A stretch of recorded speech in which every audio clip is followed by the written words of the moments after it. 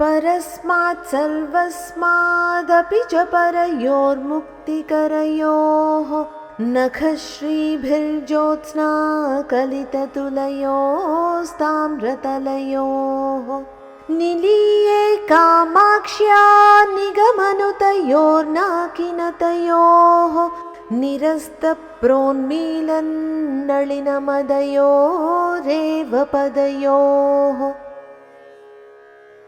परस्मात् सर्वस्मात् अपि च परयोः मुक्तिकरयोः नखश्रीभिः ज्योत्स्ना कलिततुलयोः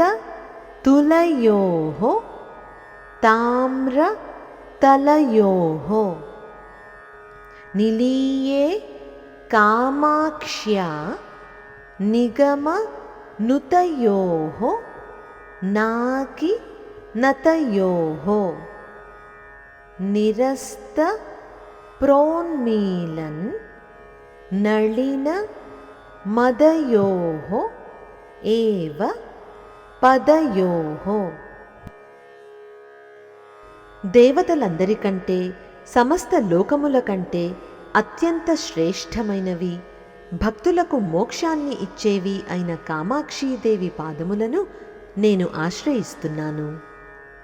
ఆ పాదముల గోళ్ల కాంతి వెన్నెల వలె తెల్లగా మెరుస్తుండగా అరిపాదములు మాత్రం రాగి వలె తామ్రవర్ణంతో అంటే ఎర్రగా ప్రకాశిస్తున్నాయి. వేదములు నిరంతరం కీర్తించేవి, దేవతలు తలలు వంచి నమస్కరించేవి అయిన ఆ పాదములు వికసించిన పద్మముల సౌందర్యాన్ని చిన్నబోయేలా చేస్తూ వాటి గర్వాన్ని అణిచివేస్తున్నాయి. అటువంటి దివ్యమైన కామాక్షీదేవి పాదపద్మములలో నేను ఐక్యమవుతున్నాను.